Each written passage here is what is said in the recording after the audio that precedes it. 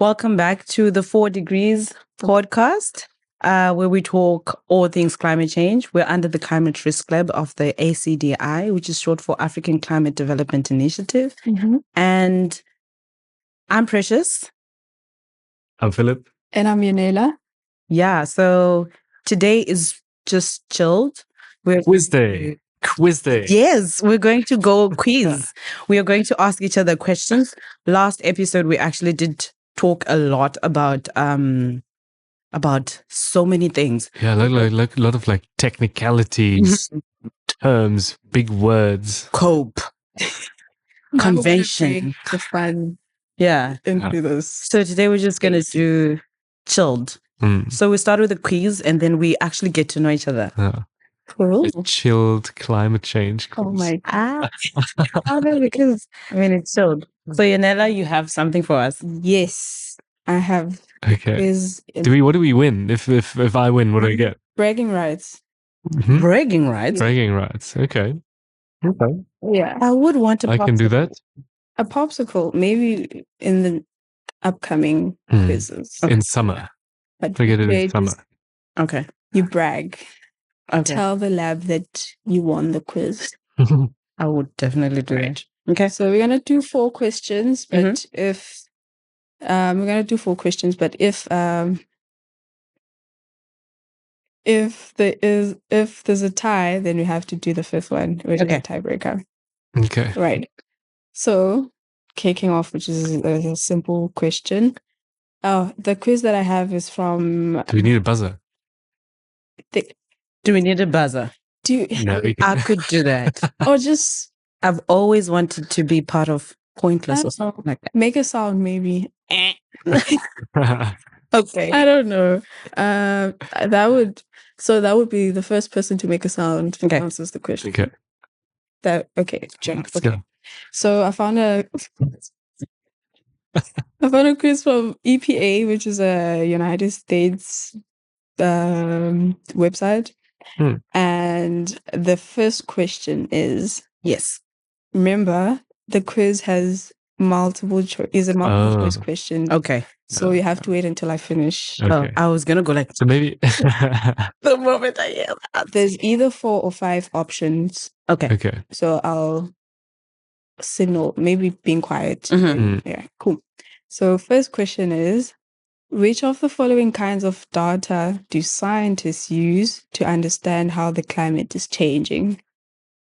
Is it A, weather and climate measurements, B, ocean temperatures, C, snow and ice records, D, greenhouse gas emissions, or E, all of the above? Can you rephrase, reread the question, please? Do we allow that in quiz? If you allow it. Okay, we'll allow it. Okay. The competitive. You both have to agree on me reading the question. Let's go. Which of the following kinds of data do scientists use to understand how the climate is changing? Okay. Precious, please.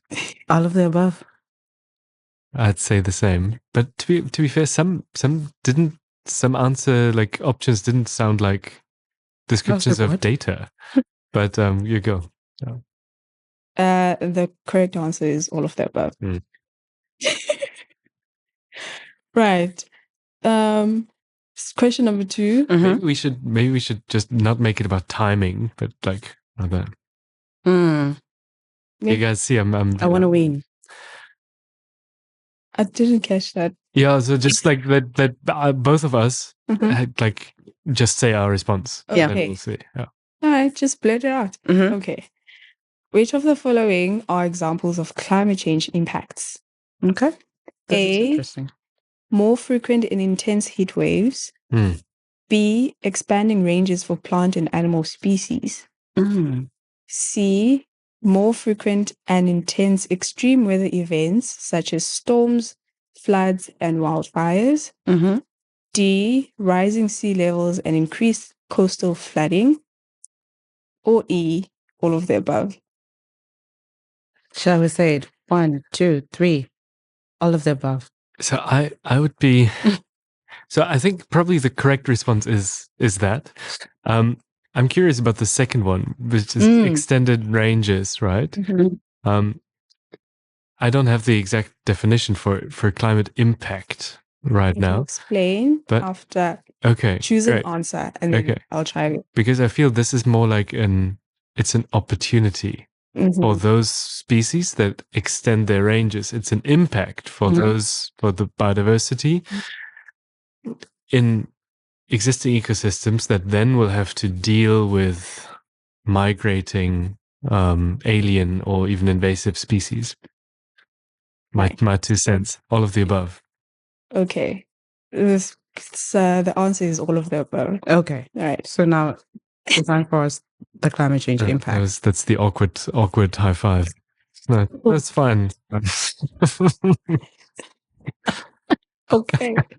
I'm not a hater. I love it. Regarding it's an impact, the expanding ranges for plants and animal species, because let's say if you're in situ and the climate changes here, animals and plants move to different areas in search of better conditions. And then that expands their distribution range within a space. So if they were confined in Cape Town or Table Mountain and then it becomes flooded here, they have to move inland. Then if they were not found in, say, Knysna, now because Nysa is a good place for them to be at the moment, that's an impact of climate change on them. Yeah, as a result of the changing climate. Yeah. Oh, that's like the topic of climate change and migration. Yeah. Yeah.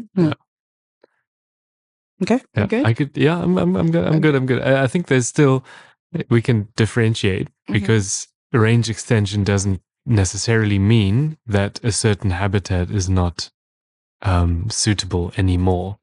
So new habitat can become suitable without the core habitat not being unsuitable. That's how you just extend the range. And then, of course, it can happen, as you said, that the climate change impacts on biodiversity at a certain space, when a certain habitat become too extreme in a sense that habitat is unsuitable, so that species will have to adapt. And either they migrate, they adapt genetically, or they don't. Yeah. Okay. Thanks. The third question is, which term refers to a change in Earth's energy balance, which leads to a warming or cooling effect over time? Okay. Should I repeat that question? No. Balance. I got balance. What's the Earth's energy balance in response to warming or cooling effect over time? Okay. So A, climate. B, climate change. C, greenhouse effect. Or D, climate forcing. Can you read the question again? I feel like my lecturer in climate science is looking at me right now and go, I told you this. Mark News side-eyeing you. Yeah. Which term refers to a change in Earth's energy balance, which leads to a warming or a cooling over time? Easy. Sorry. Did you just say easy? Okay. Should I repeat the options or you good? No, I'm good. Okay. Okay, Philip. He's confident. 2, 1. Yes. Forcing. Climate forcing? Yeah. You? Why am I thinking it's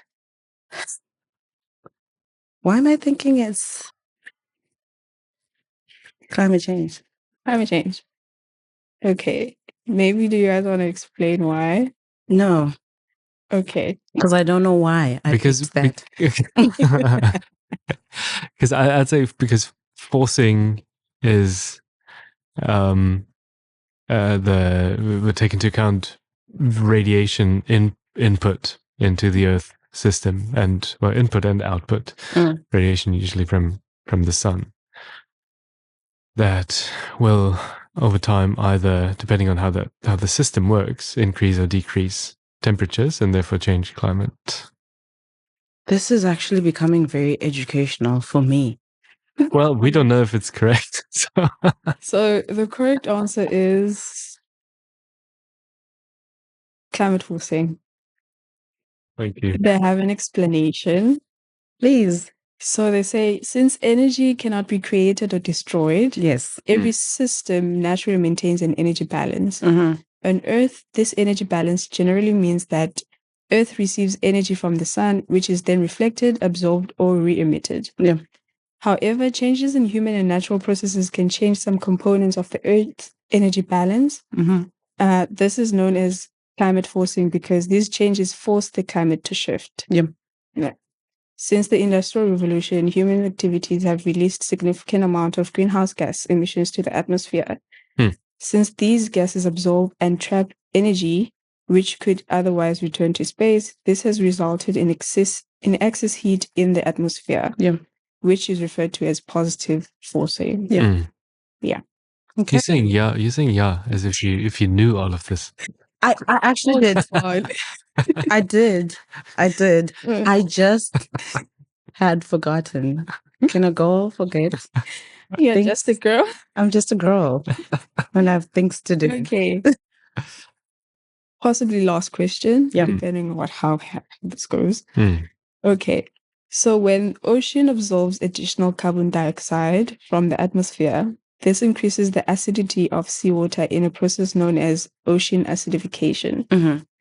This change concerns scientists because it A, impacts ocean's currents, B, makes it difficult for organisms to build their shells, or C, impacts sea level rise. We are saying this concerns scientists. Why does ocean acidification concern scientists? A, it impacts ocean currents. Or B, it makes it difficult for organisms to build their shells. Okay. Or C, it impacts sea level rise.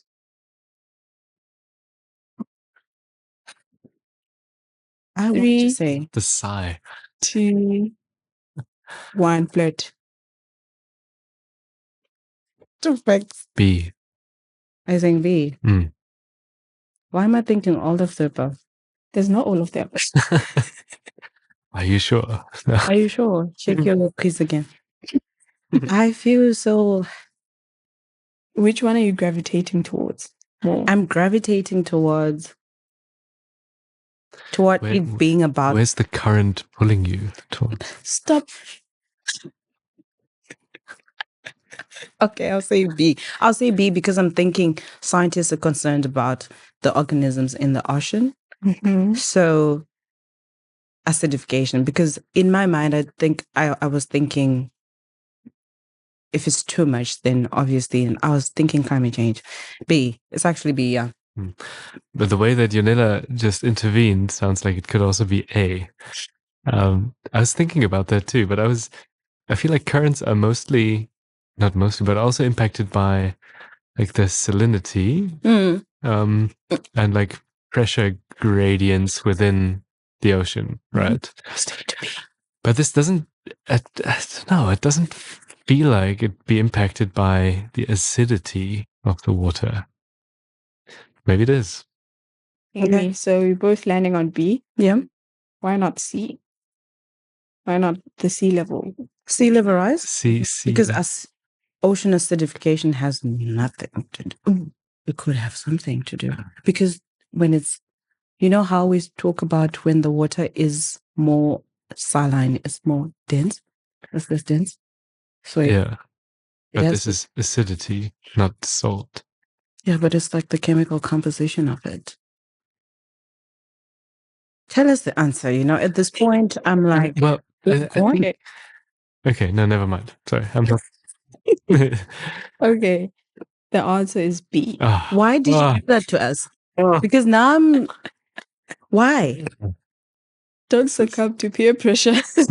Yeah, see, people, this is peer pressure, and it's definitely what Yonela did to us as a peer. Yeah. And that's how I'll get to know her today.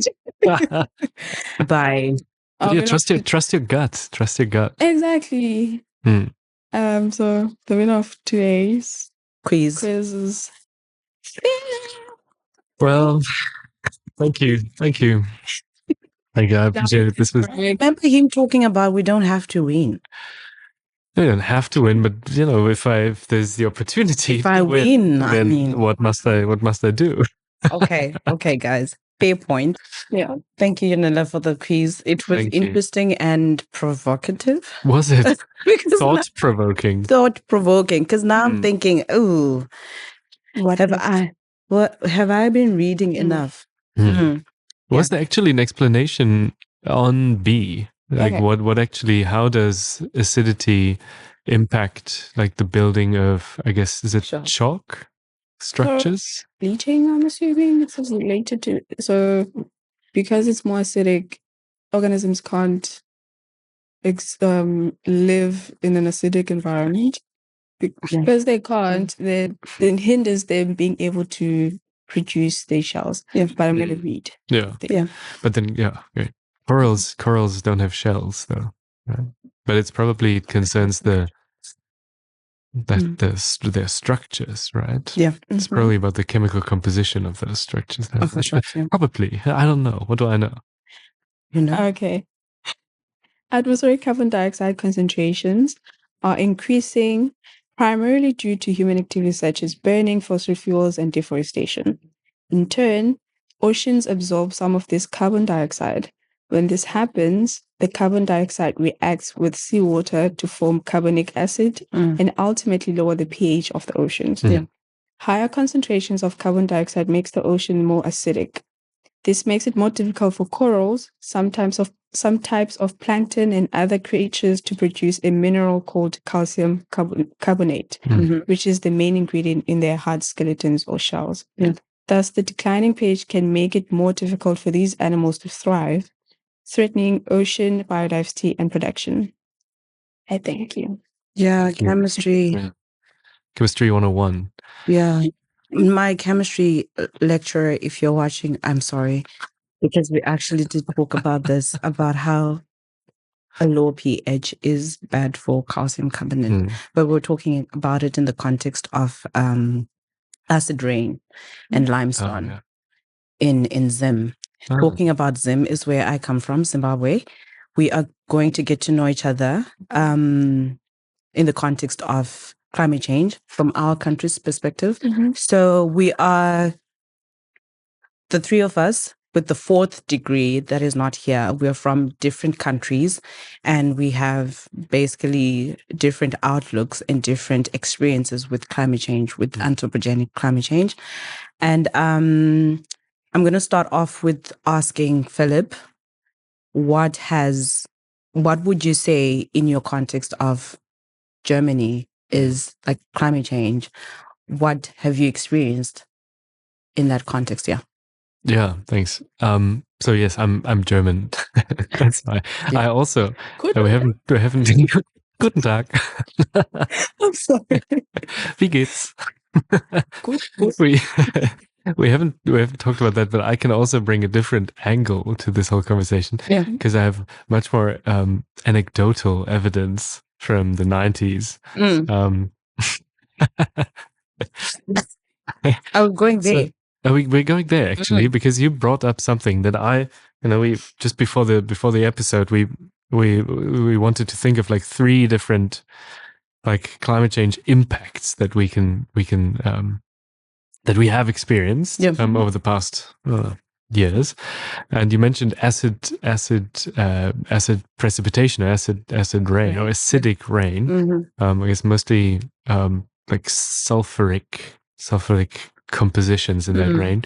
And that was a big thing in Europe in the 80s and 90s, not only in Europe, but I believe in the entire northern hemisphere, that affected like heritage sites. You see a lot of like statues across Europe that are heavily affected by that acid rain. It also destroyed a lot of the forests in Scandinavia and in Germany as well.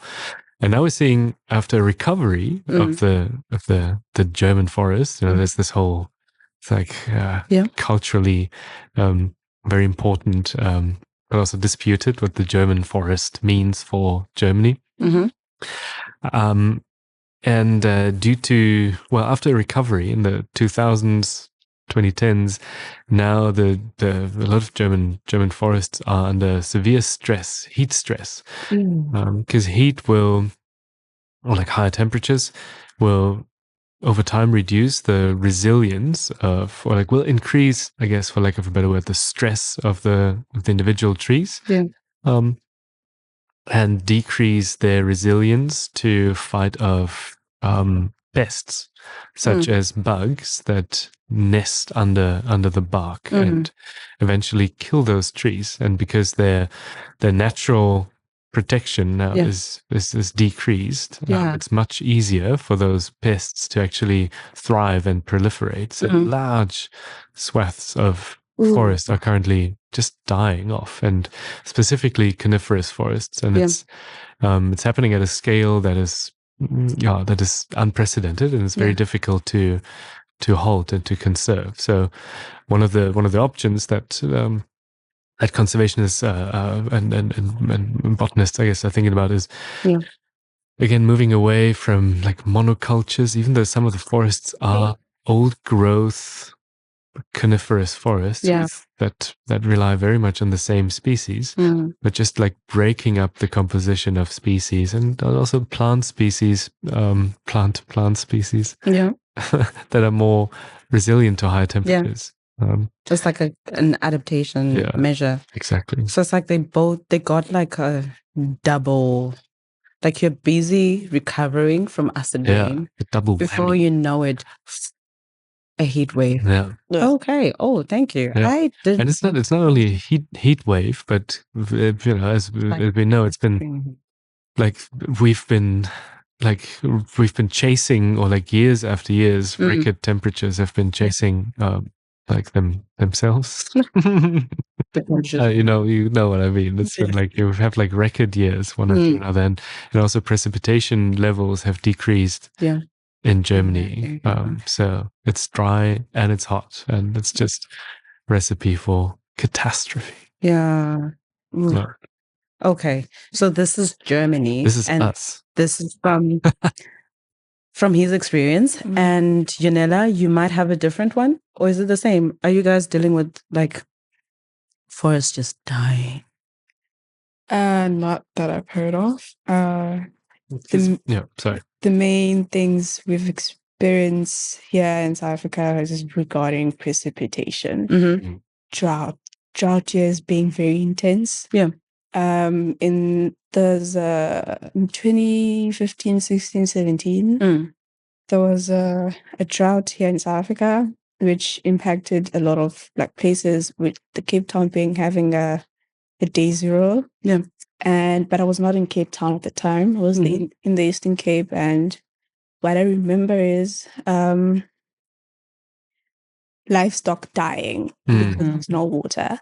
And we didn't get to day zero as PE, but we had warnings of the dam levels are very low. But we never had it at day zero, now that I think of it. But I know that in the rural areas, with livestock being dependent on natural water, where now the tributaries are dry. We visited in Alice, which is a town in the Eastern Cape inland, 3 hours away from PE, and in 2019. So that was, imagine 2015 to 2019, that's 4 years. And then we could see from the tributaries carcasses of cows, like bones. Oh, that's horrific. Where cows went there because they were looking for water, but there isn't. So now there's just bones everywhere. And then in that same year, I think it was a change in the drought was coming to an end. And then what happened is, whilst we were visiting that December of 2019, it rained, it poured hard. And we live close to the tributary that's there. We could hear water running from, and then there was like a shift in the atmosphere of the village. Now we have water and things can go on, and so that was the real world experience of something I could attribute to climate change that I've experienced. And others that I can think of was like heat waves. Yeah. So far, maybe, I think, I'm not sure, but there was a day that was too hot in 2014 and 2015, somewhere there. I think it was before the drought. Yeah. So I would track. And I didn't verify it, but it was too hot to do anything. If you're stepping on the step outside, it's just too hot to do anything. You don't know what to do with yourself. Yeah. And we didn't have an access to a hand fan or the desk fan. Yeah. So all you have to do is just open the door. Open the door. Find a book. Yeah. Drink something cold. Yeah. Even though, isn't it that you supposedly have to drink something that's body temperature when it's super hot, which is so frustrating because you're craving this like ice cold drink, and then you're like, no, you must drink something that is warmer. Ice cold water. Sorry. I'm hot right now. When people are running, they're not given ice cold water after a marathon. Maybe just chilled water. Yeah, okay. Like temperature water. Yeah. Imagine that then someone telling you that when you're too hot and you're like, no, give me ice cold water. But a similar experience, not mine, but my mom's experience with a drought, which was an El Nino drought as well as the 2015 one. Okay. And she experienced the same thing in 1982, where her father's or my grandfather's livestock died. And that was the beginning of an end in that household. Sure. So, yeah. Oh, guys. Yeah, okay, I'm thinking drought. It would. It's also like heat stress related, right? But like on biodiversity that is not human.